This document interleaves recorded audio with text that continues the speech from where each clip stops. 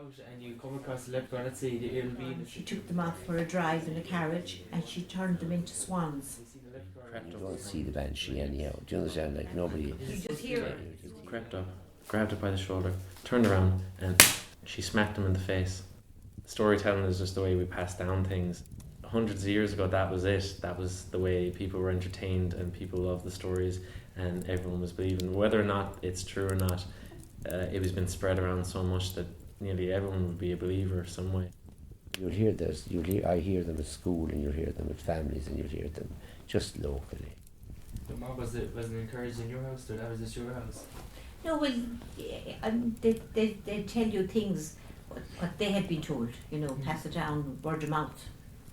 What truth was in it was anyone's guess, You're my parents, you never taught me one thing, I learned everything in school.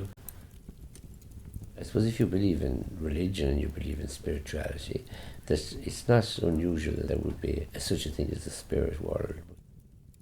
That's how I started. And I found out that, hold on a minute, it's not so much the phonetics and the sounds that matter as, it's the stories.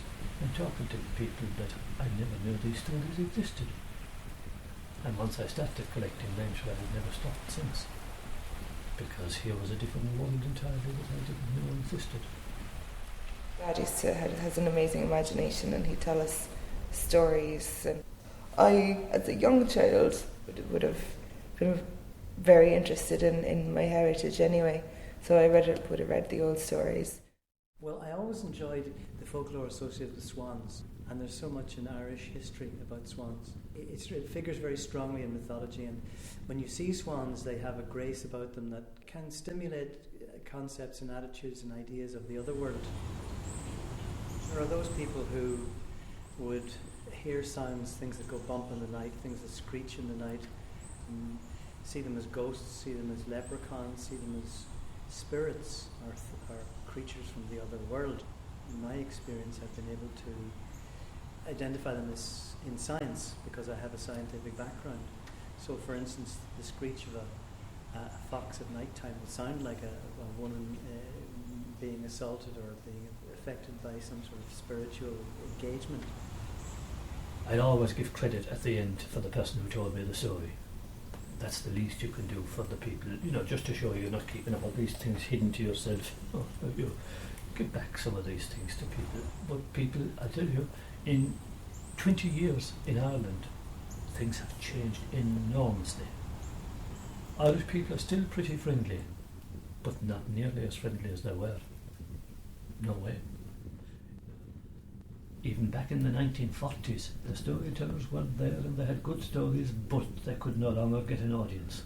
So it shouldn't be too surprising that storytelling has gone. You'll still get it now at festivals and that, but that's highly artificial. I'm amazed that I'm asked to go storytelling for family parties. Some of the books that I have done now, I wouldn't be able to collect the material for them now so easily as I did then. And I'll tell you, there's a very, very simple reason for that. And the reason is, the stories aren't being told. I say, if stories are being told every night around a fireside, well then, the stories are going to be passed down, and the stories will be remembered. Because the one thing is sure is, if you don't keep telling a story, you'll forget it. Everyone's entitled to their opinion, but I think it's very cynical for anyone to totally close the book on something. It's not implausible that there's something we haven't found out there. In a way, I refuse to dismiss the spiritual dimension to human existence completely, and maybe that is my courting it. There'll always be people who will dismiss these things. All I would say to them is that they're missing out on a great form of, first of all, entertainment, but secondly, imagination. It'd be a very, very poor kind of life if all we had was science. Science is great, but science without imagination will get us into all kinds of trouble.